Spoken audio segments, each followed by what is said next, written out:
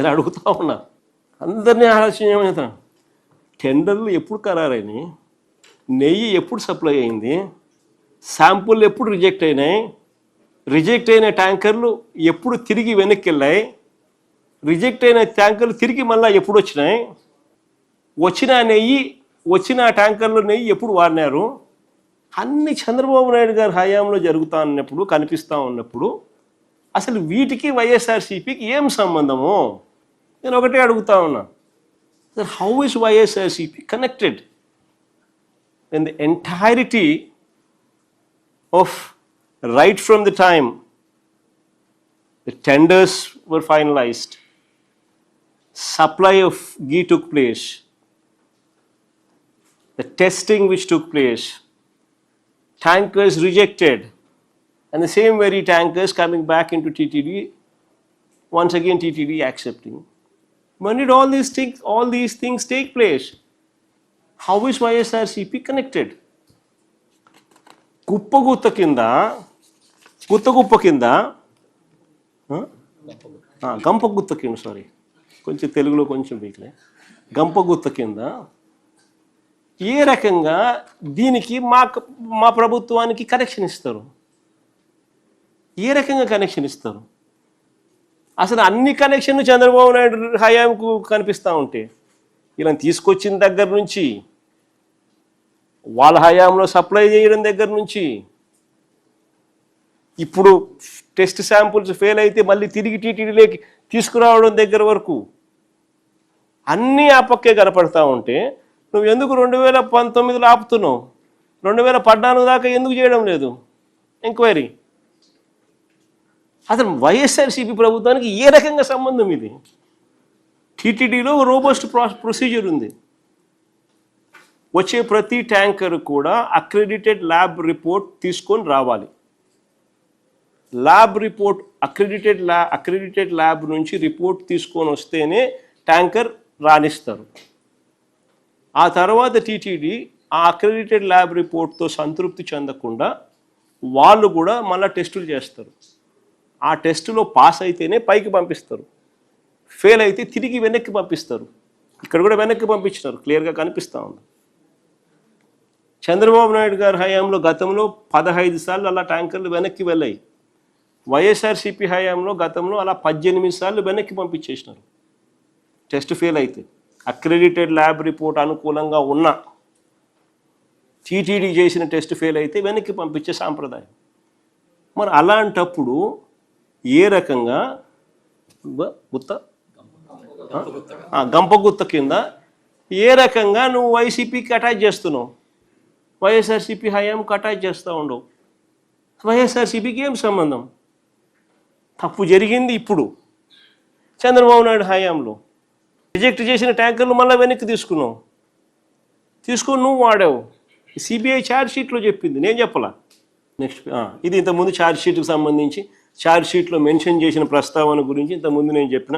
CBI charge షీట్లో page number 44, page number 64, page number 91లో ఏ మాదిరిగా రాసినారని డీటెయిల్గా పారాగ్రాఫ్లు కూడా చదివి వినిపించాను. ఇప్పుడు నేను చెప్పండి, ఇప్పుడు ఈ డాక్యుమెంట్లు అన్నీ చూసినారు, ఇంత ఆధారాలు కనిపిస్తూ ఉన్నాయి. ఇప్పుడు చెప్పండి, అసలు చంద్రబాబు నాయుడు గారు అనే వ్యక్తిని, హెరిటేజ్ అనే సంస్థ, ఈ రెండూ కూడా తప్పు చేసినట్టు ఇంత ప్రస్ఫుటంగా కనిపిస్తూ ఉన్నప్పుడు ఏ రకంగా చంద్రబాబు నాయుడు గారు అనే వ్యక్తి 4 ఏళ్ళు తమ వైపు చూపిస్తూ ఉంటే ఒకవైపు ఇలా ఏలెత్తి ఇంకొకరి మీద ఎలా చెప్పగలుగుతారు? దేవునితో చంద్రబాబు నాయుడు గారు అబద్ధాలతో మోసాలతో దేవునితో చెలగాట మాట్లాడు. అందుకని దేవుడు బుద్ధి వచ్చేట్టుగా మొట్టకాయలు వేస్తూ ఉన్నాడు. దీంతో పాటు ఈ లడ్డు ఇష్యూతో పాటు గతంలో వైఎస్ఆర్ ఉన్నప్పుడు కూడా 7 కొండలని 2 కొండలుగా మాట్లాడారు అని చెప్పి చంద్రబాబు పవన్ నంబర్ మాట్లాడారు. Jio number 746, Jio number 747. ఒకసారి ఫస్ట్ అది చూడండి, ఒకసారి ఫస్ట్ ఆ జియోని చూడాలి. ఫస్ట్ మీ అందరికీ కూడా ఎడ్యుకేట్ కావాలి. అసలు ఆ జియోలు ఇచ్చింది ఎవరు? రాజశేఖర రెడ్డి గారు ఇచ్చినారు. ఆ జియోలు ఏంటి? టీటీడీని 7 కొండలుగా గుర్తించింది రాజశేఖర రెడ్డి గారు నాన్న. టీటీడీ పరిధిని 350 కిలోమీటర్లకు పెంచింది నాయన. అన్యమత ప్రార్థనలు టీటీడీలోనూ మిగిలిన ఒక 19 గుడుల దగ్గర జరగకుండా కట్టడి చేస్తూ జీవోలు ఇచ్చింది కూడా నాయనే, వైఎస్ఆర్ఏ. చంద్రబాబు నాయుడు గారు అప్పట్లో బీజేపీతో లేడు. ముస్లిం ఓట్స్తో పనిపడింది, క్రిస్టియన్ ఓట్స్తో పనిపడింది. అప్పుడు ఇదే చంద్రబాబు నాయుడు గారు ఏమన్నా 2009లో 746 జీవో 747 జీవో వైఎస్ఆర్ గారు ఇచ్చినారు, మేము వచ్చినా క్యాన్సిల్ చేస్తామన్నాడు. గవర్నమెంట్ ఫామ్ అయిన కొత్తలో గౌరవ ముఖ్యమంత్రి గారు ఎన్డీఏ మీటింగ్ మమ్మల్ని అందరినీ పిలిచి కండక్ట్ చేసినప్పుడు ఆ రోజు ఒక నేషనల్ డైరీ డెవలప్మెంట్ బోర్డు చేసిన రిపోర్ట్ని చదివారు. వీళ్ళు గత పాలనలో ఇది కూడా జరిగింది అనేది టీటీడీ బోర్డు వారి పాలక మండలి చేసిన ఇది కూడా జరిగింది అనేది తెలియజేశారు. అంతే, అక్కడితో అయిపోయింది. దాన్ని అంతకు మించి ముందుకు తీసుకెళ్ళాలి. లేదంటే నేను అది విని నాకేమనిపించిందంటే ఇలాంటివి కూడా జరిగినాయా, ఎందుకంటే ఆల్రెడీ గతంలో తిరుపతికి తిరుమలకి పైకి అంత వెళ్ళినప్పుడు కొంత స్థానికంగా కొంత ఉన్న చెప్పింది, తిరుమలలో చెప్పింది ఇవన్నీ కోరిలేట్ చేసుకొని కొంత ఆ ప్రసాదం కూడా క్వాలిటీ లేదని ఎలా చేశారు ఏంటో అనుకున్నాం. కానీ ఒక గబుక్కుని ఒకళ్ళ బ్లేమ్ చేయడం అనేది చాలా ఆలోచించి మాట్లాడతాం. ముఖ్యంగా పబ్లిక్ లైఫ్లో ఉన్నాం కానీ బాధ్యతగా ఉన్నాయి మా పొజిషన్. అలాంటిది అసలు ఈ నెయ్యిలో కల్తీ జరగలేదు ఇవన్నీ వీళ్ళు మాట్లాడుతుంటే దాని మీద చాలా కంప్లీట్ వివరణ ఇవ్వాల్సిన అవసరం ఉంది అనిపించింది అధ్యక్ష.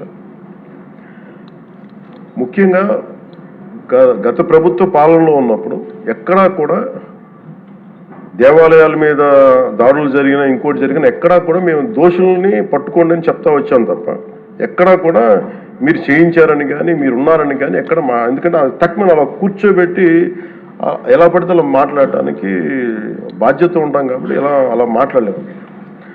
అలాగే ఇది కూడా గౌరవ ముఖ్యమంత్రి గారు రోజు ఎన్డీఏ సభలో చెప్పినప్పుడు మాకు కూడా ఏమనిపించిందంటే దీన్ని ఎలాగా అడ్రస్ చేయాలో నాకైతే ఇంటికి వెళ్ళాక నాకు అర్థం కాదు. ఇలాగ యానిమల్ ఫ్యాక్ట్ కూడా కలిసినాయి, ఇది ఎన్డీడీబీలో వచ్చింది అని నేషనల్ డైరీ డెవలప్మెంట్ బోర్డు దాంట్లో. సో ఇవన్నీ కూర్చోబెట్టి మాట్లాడుతున్నప్పుడు నేను తర్వాత మార్నింగ్ నేను ట్వీట్ చేశాను అధ్యక్ష. దాని మీద ఎందుకు ట్వీట్ చేయాల్సి వచ్చిందంటే వరుసగా నన్ను ట్యాగ్ చేస్తే చాలా మెసేజ్లు వస్తూ ఉన్నాయంట.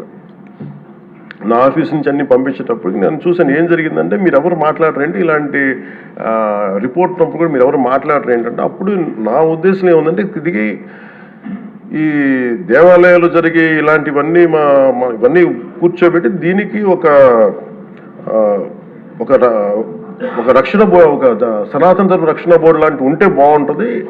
ఎందుకంటే ఇలాంటి కూర్చోబెట్టి చాలా న్యూట్రల్గా చాలా ఆబ్జెక్టివ్గా చేయొచ్చు ఇవి అనే ఉద్దేశంతో నేను పెట్టాను అధ్యక్ష. నాకు గిల్ట్ ఎక్కడొచ్చిందంటే అరే ఇవన్నీ మనకి లాస్ట్ 2-3 years మా టెంపుల్ దగ్గర తిరుమలకి వెళ్ళినప్పుడు కూడా గౌరవ మంత్రివర్యులు మనోహర్ గారు మేము వెళ్ళినప్పుడు మా దృష్టికి చాలామంది తీసుకొచ్చారు అధ్యక్ష. మేమే 2-3 పర్యాలు మేమే మాట్లాడుకున్నాం. సో నాకు అవన్నీ గుర్తొచ్చి అరే మనకి తప్పు జరిగింది తెలిసి మనం దాన్ని సరిగ్గా తీసుకెళ్ళకపోయిన ఒక పశ్చాత్తాపంతో నేను ఒక దీక్ష చేశాను అధ్యక్ష. ఆ తర్వాత దాన్ని అందరూ అన్ని రకాలుగా తీసుకెళ్ళారు సార్, 3 parties. అలాగే మాకు తర్వాత మొన్న గౌరవ ముఖ్యమంత్రి గారు మనకి కేశవ్ గారు మా క్యాబినెట్లో కూర్చున్నప్పుడు మా దృష్టికి తీసుకొచ్చింది అసలు ఈ నెయ్యే లేదనేది చాలా స్పష్టంగా తెలియదు. మాకేమనిపించిందంటే ఏదైనా సరే innovation is very important in life. Innovation లేకపోతే ఈ పాటికి ఒక్కొక్కరు ఒకలా ఇన్నోవేట్ చేస్తారు. బట్ ఈ పర్టికులర్ ఈ గత ప్రభుత్వంలో ఉన్న వ్యక్తులు వీళ్ళు అరాచకంలో ఇన్నోవేషన్ చేశారు. వీళ్ళు కల్తీలు కూడా అంటే మామూలుగా ఒక నెయ్యి కావాలంటే పాల నుంచే కాకుండా రసాయనాల నుంచి కూడా తీయచ్చు, మిగతా వాటి నుంచి కూడా తీయచ్చు అని చేసి చూపించారు. దానికి సంబంధించిన కంప్లీట్ సిబిఐకి మన ఆ రిపోర్ట్ ఇచ్చినప్పుడు ఎక్కడా కూడా నెయ్యి లేకుండా వీళ్ళు నెయ్యి తయారు చేశారని స్పష్టంగా తెలియజేశారు. ఇప్పుడు మనం ఏం మాట్లాడుతున్నాం వీళ్ళందరితో అంటే ఎక్కడా కూడా ఈ సభ సాక్షిగా చెప్తున్నాను, ఇది ప్రజలకు కూడా తెలియాలి, ఎక్కడా కూడా గత ప్రభుత్వం తాలూకు హెడ్ చేసిన వ్యక్తి చేశారని ఎక్కడ కూడా నేను ప్రత్యేకించి మాట్లాడాను. నేనేం చెప్తాను, టీటీడీ పాలక మండలి బాధ్యత ఇది. మీరు కూర్చోబెట్టి మీరు బాధ్యత తీసుకొని వాళ్ళ పార్టీ ఆ ప్రభుత్వం స్థాపించినప్పుడు వాళ్ళ నియమించిన పాలక మండలి వాళ్ళు చేసిన తప్పులకి సింపుల్ ఏం చేయాలి అధ్యక్ష? ఒక ఇంటర్వ్యూలో కూడా నన్ను అడిగితే నేనేం చెప్పానంటే, you mean to say you going to blame the person who headed the last government అంటే, my intention is not that. My intention is always to say that who did this, who are the perpetrators. A perpetrators is more or less they are the TTD board. Let them be accountable for that. ఎక్కడ కూడా నేను ఈ వ్యక్తి గురించి మేము మాట్లాడలేదు, ఎందుకంటే డైరెక్ట్గా ఇన్వాల్వ్మెంట్ ఉందని మనం చెప్పట్లేదు అది, ఎందుకంటే వాళ్ళు నియమించిన బోర్డు ఇది. కానీ వాళ్ళు ఏం చేస్తున్నారు, అక్కడ కూర్చోబెట్టి ఎక్కడా కూడా సింపుల్గా ఏం చేయాలి దీక్ష? నిజంగా నేనేం చెప్పాను ఆ ఇంటర్వ్యూలో కూడా, ఆయనే తప్పు, నాకు సంబంధం లేదు, మేము పలానా టీటీడీ బోర్డు చేసింది ఇది, ఆ టీటీడీ బోర్డు మీద మీరు నిష్పక్షపాతంగా ఒక కమిటీ వేయండి, ఆ దోషులు శిక్ష పడేలా చేయండి, వాట్ ఎవర్ దాని అవుట్కమ్ ఏముంటుందో దాన్ని బయట పెట్టండి. ఇంత సింపుల్గా తేల్చేయచ్చు. వాళ్ళు వెనకెందుకు వేసుకొస్తున్నారు నాకు ఈ రోజుకి నాకు అర్థం కాదు. ఈ రోజుకి వెనకేసుకు రావాల్సిన అవసరం లేదు. వెరీ క్లియర్ కట్ రిపోర్ట్ ఇచ్చింది. ఇందులో కంప్లీట్గా అసలు నెయ్యి లేకుండా వీళ్ళు నెయ్యి తయారు చేశారు కనుక, రసాయనాలతోటి పామాయిల్ తోటి వీటన్నిటితో బేస్ చేసుకొని నెయ్యి లేకుండా నెయ్యి తయారు చేశారు. It's very clear cut, it's evident. ఇప్పుడు ఎందుకు ఇంత డిస్కషన్ అవుతుంది అధ్యక్ష? మనందరం కూర్చోబెట్టి ఇంత సభా సమయాన్ని ప్రజలకు ఇవ్వాల్సింది కేవలం తిరుపతి లడ్డు గురించి ఎందుకు మాట్లాడాల్సి వస్తుందంటే, వాళ్ళు నిజంగా కనుక ఉప్పేసుకుని ఉంటే కల్తీ జరిగింది, దానికి తగ్గ లా ఏం కోర్స్ యాక్షన్ ఏం తీసుకున్నా తీసేసుకుని అయిపోతుంటే, దానికి ఎవరైతే పర్పెట్రేటర్స్ ఉన్నారో వాళ్ళకి ఆ శిక్షగా వెళ్ళిపోతారు. అలా కాకుండా అసలు ఆ నెయ్యిలో కల్తీ లేదు, యానిమల్ ఫ్యాట్ లేదు, రిపోర్ట్ ఇచ్చిన తర్వాత ఇవన్నీ. అందుకని ఈ సభ ఈరోజు ఇంతమంది మాట్లాడాల్సి వస్తుంది అధ్యక్ష. మాకు ఏమనిపించిందంటే అధ్యక్ష, దీన్ని క్యాబినెట్ మీటింగ్లో మా దృష్టికి తీసుకొచ్చింది మీకు తెలియజేస్తున్నాను మీ ద్వారా ప్రజలకి. సిబిఐ నేతృత్వంలోని ఈ స్పెషల్ ఇన్వెస్టిగేషన్ టీం ఆ నెయ్యి తయారీకి 1 లీటర్ పాలు కూడా వినియోగించలేదని చెప్పి చాలా ఖచ్చితంగా తేల్చింది. ఆ పామాయిల్లో రసాయనాలు కలిపి తయారు చేసినట్టు చెప్పింది. ఆ ఇతర రసాయనాలు ఏ మూలకాల నుంచి తయారయ్యాయో నిర్ధారణ చేసే సాంకేతికత, దానికై సంబంధించిన టెక్నాలజీ ఆ పర్టికులర్ మా వద్ద లేదనేది ఆ సిట్ తేల్చేసింది. ఈ కేసులో 36 మందిని నిందితులుగా తేల్చింది. శ్రీవారి ప్రసాదాన్ని అపవిత్రం చేసేందుకు ఒక ప్రణాళిక, ఒక ప్లాన్ ప్రకారం కుట్ర జరిగిందన్నట్టు సిట్ తెలియజేసింది. అలాగే దీని ముందు ఏం జరిగిందని చూస్తే, తమకి నచ్చిన సంస్థలకి నెయ్యి సరఫరా కాంట్రాక్టులు కట్టబెట్టేందుకు ఒక ప్రణాళిక ప్రకారం టెండర్ నిబంధనలు సవరించారు. నెయ్యి సరఫరాకి సంస్థకి ఉండాల్సిన కనీస వార్షిక టర్నోవర్ 250 కోట్ల నుంచి 150 కోట్లకు తగ్గించారు. రోజుకి 4 లక్షల లీటర్ల పాలు సేకరించాలన్న నిబంధనని తొలగించారు. డైరీ రంగంలో 3 ఏళ్ల అనుభవం ఉండాలన్న నియమాన్ని ఏడాది కుదించారు. రోజుకి 12 టన్నుల వెన్నెయ్య తేయాలన్న నిబంధనను కూడా 8 టన్నులుగా మార్చేశారు. అంటే ఒకరికి నెయ్యి కాంట్రాక్ట్ ఇవ్వాలంటే ఇన్ని నిబంధనల్ని తూట్లు పడిచారు. అది చేసిన తర్వాత మళ్ళీ సవరణ అనంతరం వీళ్ళు ఎంపిక చేసిన సంస్థలు 20-23 మధ్య నెయ్యి సరఫరా చేశాయి. నెయ్యి సరఫరా చేసిన సంస్థకు అందుకు కావాల్సిన కనీస అర్హతలు లేవని సిట్ ఛార్జ్ షీట్లో ఉంది. వీరు నెయ్యి సరఫరా ఎంచుకున్న సంస్థలు బోలేబాబా అని కానీ దానికి అనుబంధ సంస్థలు మాల్గంగా, వైష్ణవి డైరీలు 1 లీటర్ కూడా నెయ్యిని పాల నుంచి తయారు చేయాలని స్పష్టంగా చెప్పారు. ఇది 1924 మధ్య 11 కోట్ల మంది భక్తులను శ్రీవారిని దర్శించుకుంటే ఆ కాలంలో మొత్తం 48 కోట్ల లడ్డు ప్రసాదాలు విక్రయం జరిగింది. దాంట్లో సుమారు 20 కోట్ల లడ్డూలు నకిలీ నెయ్యితో తయారయ్యాయని చెప్పి టీటీడీ రికార్డ్స్ తెలియజేస్తాం. ఆ 11 కోట్ల మందికి రసాయనాలతో నిండిన మన లడ్డూలు పంపించారు. అలాగే ఇందులో 1,00,000 లడ్డూలు కూడా అయోధ్య రామ మందిర ప్రారంభోత్సవానికి పంపిణీ చేశాం. పంపిణీ చేశారు. నేను మొన్న మన క్యాబినెట్లో మన గౌరవ ముఖ్యమంత్రి గారు మేమందరం కూర్చొని మాట్లాడుతున్నప్పుడు నాకు పర్సనల్గా నాకు మెసేజ్లు ఏంటంటే, అమరావతి మన ఈ అయోధ్యకి పంపిన లడ్డూలు ఈ లడ్డూలు కాదు, ఇవి వేరే లడ్డూలు. అలా ఎలా తేడా చెప్తారు వీళ్ళు? దానికోసం ప్రత్యేకంగా అంటే అక్కడ నిబంధనలు ఎక్కడా కూడా మీరు నెయ్యి పలానోళ్ళు కొన్నారు మాకు డీటెయిల్స్ ఇస్తా ఉన్నారు. నేను సభాముఖంగా ఎందుకు వాళ్ళకి పేర్లు ప్రస్తావించారు ఆ చెప్పిన వ్యక్తులు కానీ వీళ్ళు కానీ. నేను అడిగింది ఏంటంటే, ఓకే మీకు దాని మీద ఆధారాలు ఏమున్నాయి, మీరు ఈ లాటే పంపించారు అయోధ్యకి అనేది మీకు ఏముంటే, ఎక్కడ ఏం లేదు, అన్ని గాల్లో మాట్లాడుతున్నారు వీళ్ళందరూ.